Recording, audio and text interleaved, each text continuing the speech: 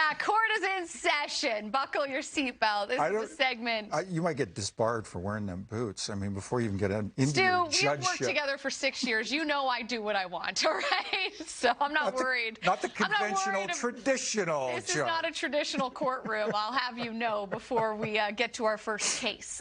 Here's what's going to happen. I am going to throw a topic on the table, and you guys will make the case for each side of said question. Okay. Make sense? Okay. Absolutely. All right. I will say, though, just, between the two opposing counsel. You're the lawyer in the room. One is at a serious disadvantage. One of us is at a serious disadvantage. Well, one is past the bar.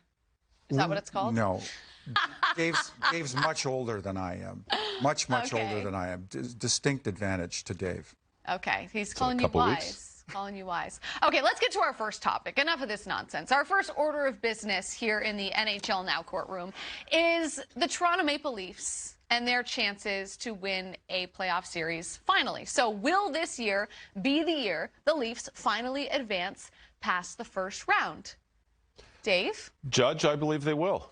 And the reason that they will is because they lost last year to Tampa Bay. They will be playing Tampa Bay in the first round. They are determined. They had opportunities last year to win, and you realize the opportunities lost, which they gave up. And saying that, they've added players to their lineup that are going to bring a little extra grit to their team. They've got McCabe on the back end. You got Sam Lafferty up front. You got Noel Achari. They brought depth players. They brought Luke Shen, who just happened to win a Stanley Cup in Tampa Bay. Their goaltending is stronger with Samsonov in net. This is a team that has improved upon last year, and by improving, you are not losing confidence, you are gaining confidence. And even though they lost in Game 7 at home, they will have probably another Game 7 at home. And this year, they are built to win and move past the first round. Object for relevance, Your Honor. Okay. I'm not sure that last year really is causally connected to this year. Well, they do often say ruling, history repeats itself, so maybe that's the argument you should go with. May it please the court, Your Honor. Yes. I do not believe the Toronto Maple Leafs get past the Tampa Bay Lightning. What is your evidence? Of the first round this year. Submit to case in point, it will be along the lines of, I don't know that there is out there in the NHL universe a more potent, a more proven postseason player than one Braden Point. And Braden Point is on the precipice of a 50-goal season this year. And if that's not enough to kind of impress you about Tampa Bay and their prospects for knocking off the Toronto Maple Leafs right out of the gate, this is a guy who dials it up in the postseason.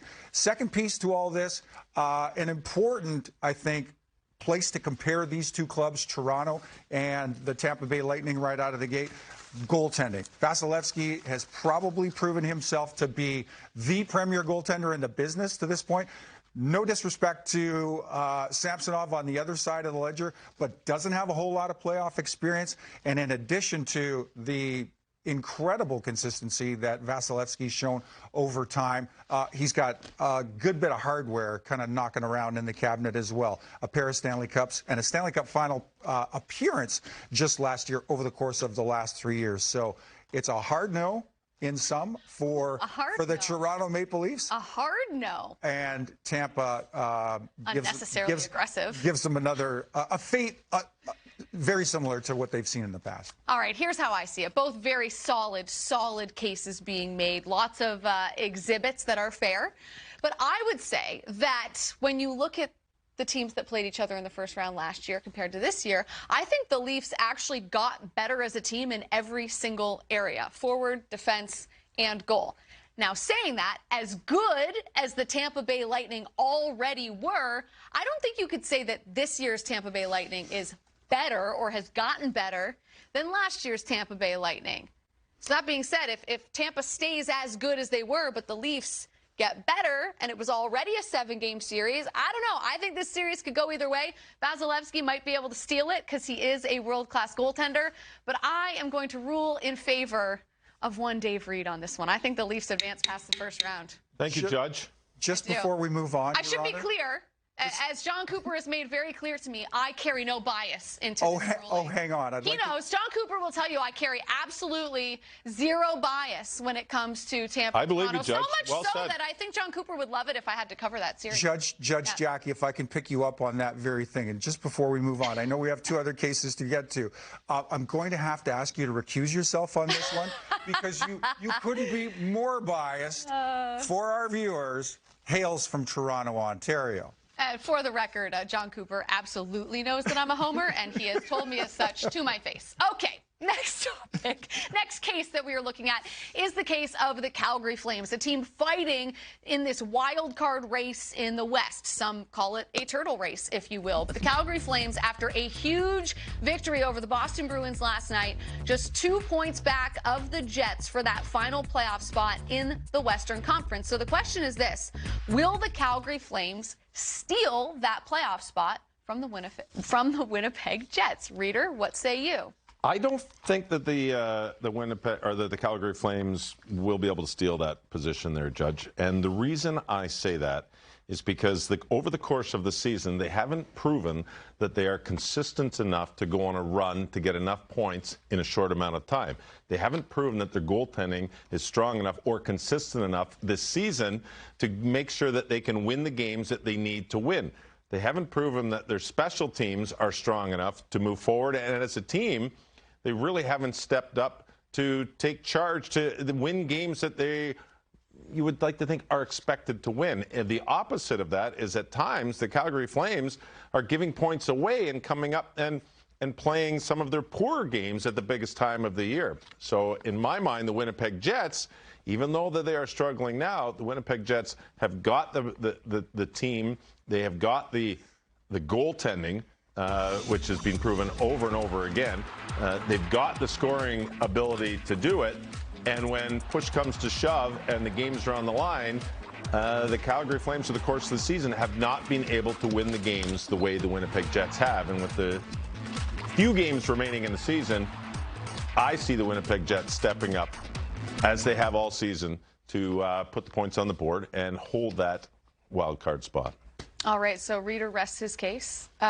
The other side? All due respect to opposing counsel, he highlights an important aspect of the Calgary Flames roster. And just before we get started, I take the other side of this one. Of course, I see the Calgary Flames overtaking the Jets to ultimately button down the wildcard 2 position in the turtle race that has become so interesting here at NHL Network for the following reason. I think really the feature reason has to be goaltending.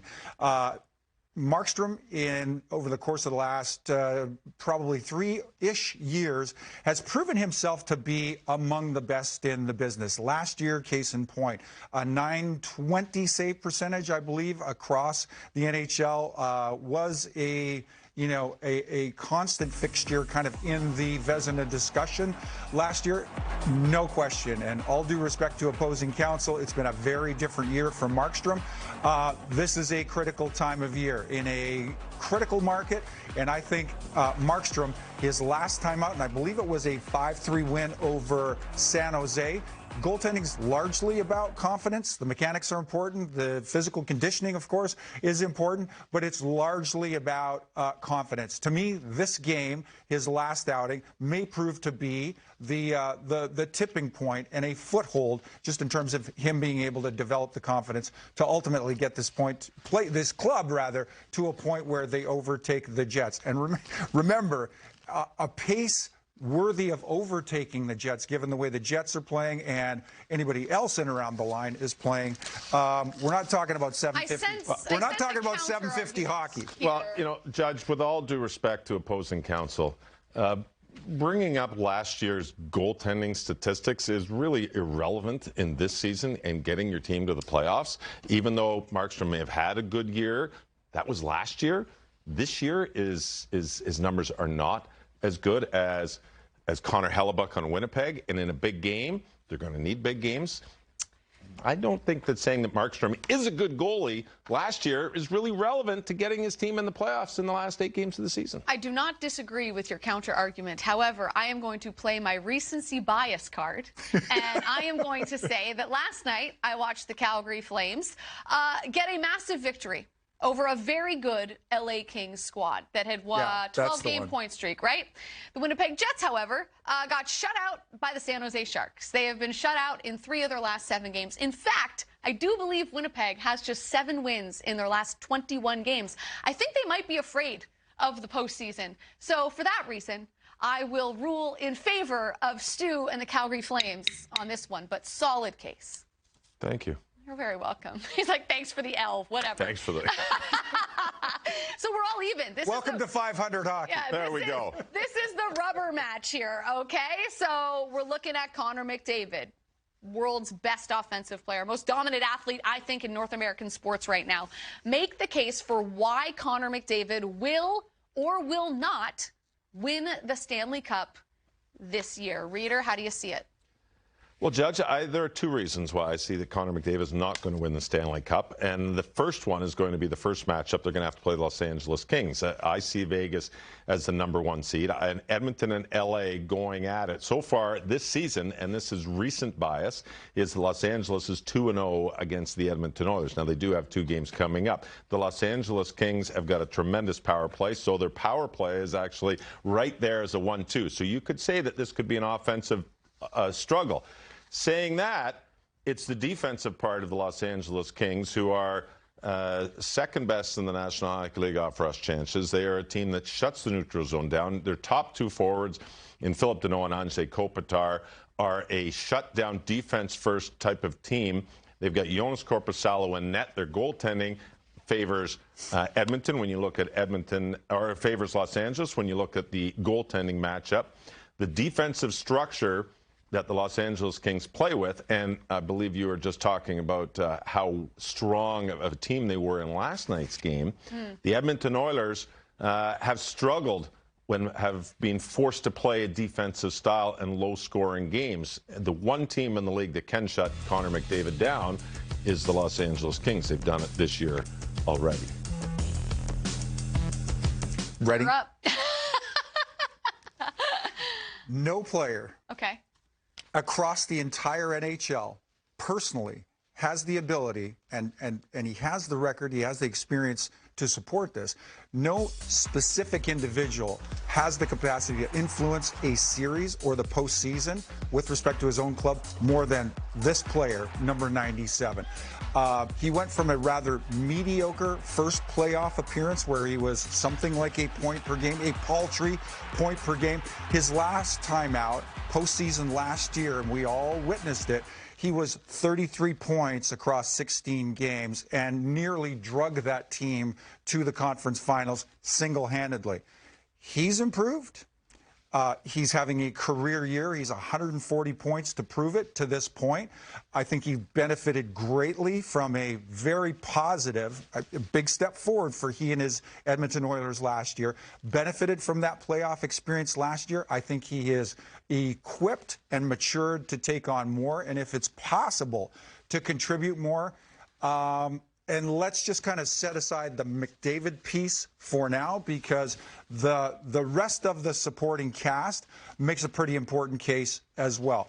If you look at Kane, if you look at Hyman, Ryan Nugent-Hopkins, Leon Draisaitl comes as close to a Connor McDavid across the NHL as just about any other player, also plays for the Edmonton Oilers. They're really stout. They're incredibly dynamic up front. Adding Ekholm on the blue line, to me, in a 5-on-5 way, has made an incredible difference to the Edmonton Oilers. And I think they'll benefit from him and his experience, 5-on-5, and perhaps special teams as well, certainly on the penalty kill side, as the postseason rolls around. All due respect to counsel, I would give the LA Kings and maybe just about anybody else that they stand to face where the Western Conference playoffs are concerned at the goaltending position. However, they have solved their problem, at least for the time being, not with Jack Campbell. Skinner has turned in some really solid service for the Edmonton Oilers. All due respect, Your Honor, Connor McDavid holds up the holy grail at the end of the year. While I do agree that Connor McDavid is an absolute monster and was last year in the postseason, and the Oilers have certainly gotten better. They're a much better team coming into this year's playoffs than they were last year. I am going to have to side with Dave Reed simply for the fact that I think the Oilers are very likely to end up facing the LA Kings in the first round. They faced each other last year, went 7 games. Both teams are better than they were last year, but I think the Kings are more built for the postseason than the Edmonton Oilers, and that worries me. So for that reason, I will side with Dave Reed. I hope you've enjoyed this edition of Judge Jackie. I will say, if the Oilers can find a way to win the Pacific, then maybe my opinion changes. Oh, but that is still... They're not going to get past the Avs, Judge. This was the toughest. They're not going past the Avs, Judge. I didn't get to come back on my rebuttal. I had McDavid. He had the rest of the field. Order in the court. Order in the court.